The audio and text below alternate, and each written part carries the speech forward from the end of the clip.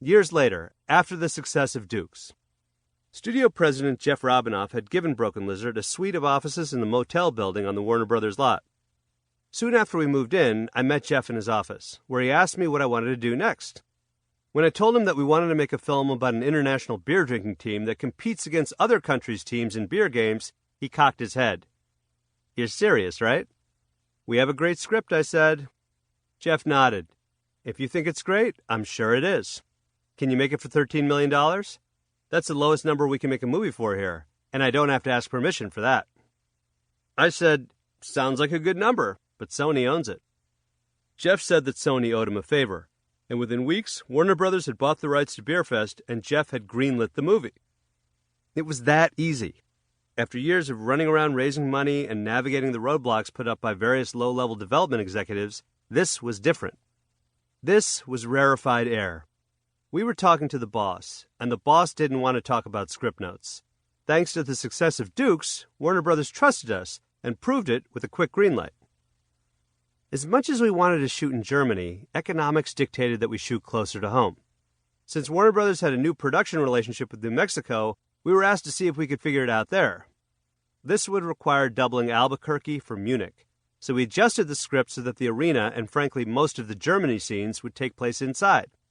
And yes, the rumor is true. The Beerfest arena was inspired by the Jean-Claude Van Damme film, Bloodsport. We wrote 20 drafts of the script before I cast it, again, to ensure that everyone was writing jokes for every character.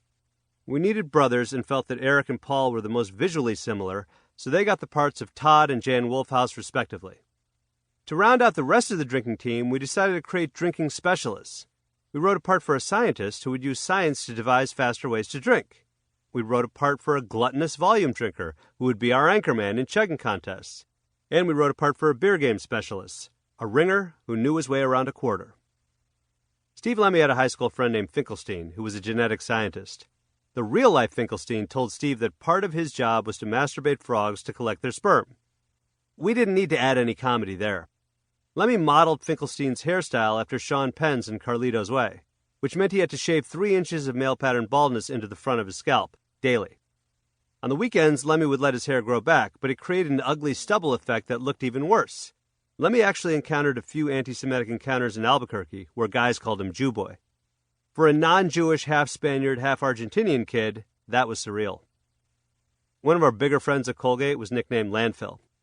Heffernan, who was our biggest guy, and who also happens to be our fastest beer chugger, snagged that part. That left me to play the beer game specialist. We named the character Barry Baddernath after one of my childhood friends. And we wrote a scene where the Wolfhouse brothers go looking for and find Barry working at a circus as a weathered circus roadie. Something about that felt too cute, so we switched it last minute, making Barry Baddernath a male prostitute who peddles his wares near an overpass. When they find him and ask him to join the team, Barry tries to show them how good he still is at beer games, but he can't land a single quarter in the cup. The brothers leave dejected and head back to the bar. Then Barry bursts in, drunk, and drills 1 quarter after another, finishing with the oft-heard quarters line, "I'm better when I'm drunk."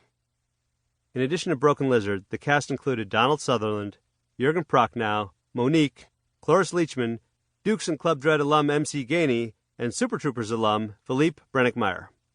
We approached Donald Sutherland because once upon a time, he had played a professor in one of our favorite films of all time, Animal House. Sutherland was cool, and his being in the opening scene lent our film an air of much-needed gravitas.